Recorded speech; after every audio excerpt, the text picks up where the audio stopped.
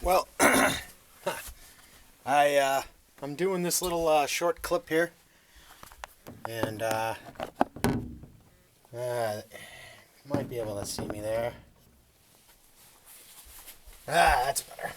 All right, so first run of liquor I ever made, and it tastes pretty fucking good.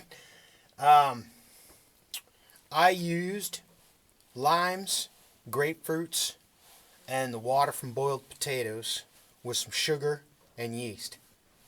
And my mash came out fine.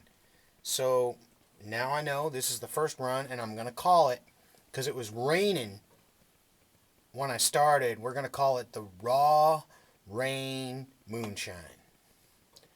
Raw Rain Moonshine, man. Raw Rain! Woo!